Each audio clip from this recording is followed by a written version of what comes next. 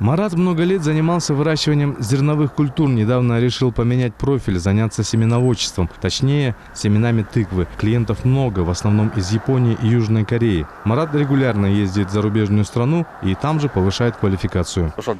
Мы выращиваем семена овощей. В этом году я вырастил тыкву. Сейчас идет процесс очистки. Мы после этого возьмем соответствующие документы и отправим семена в Японию. Гораздо выгоднее выращивать семена. Во-первых, из-за цены, а во-вторых, из-за объемов.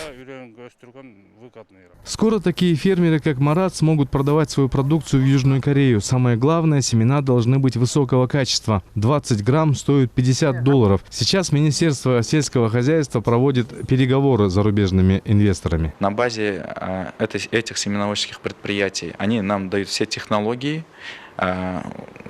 полностью там семена.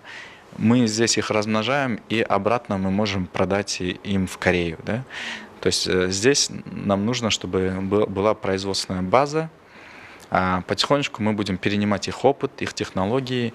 И это, я думаю, что даст очень большой толчок в развитии нашей семеноводческой отрасли. Согласно предварительным договоренностям, для развития семеноводческих хозяйств Кыргызстан должен предоставить земли фермерам. Корейские специалисты научат наших граждан производить качественные семена, а до этого предоставят современное оборудование. Планируется выпускать семена высших сортов. Всю производимую продукцию планируется сбывать в Южную Корею. И на сегодня мы отправляем семена тыквы, легенария, арбуза, огурцов японским компаниям.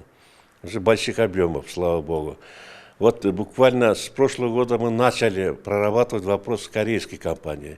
И сегодня мы уже вышли напрямую с ними. Сейчас уже, вчера у нас были представители компании Дасан, и они уже свои планы включили с 2021 года, начинать работать в Кыргызстане по выращиванию семян лука. Это направление, которое обеспечит как нашу продовольственную безопасность, да, что мы не будем зависеть от импорта семян из каких-то стран. В случае, я не знаю, что может произойти, да, семена и племенное хозяйство у нас должно быть очень хорошо развито.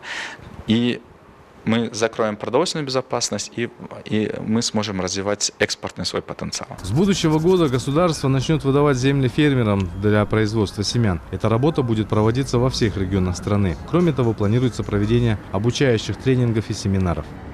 Бахы Кулчуманов, Тынчтык Кульбаев, Нью ТВ.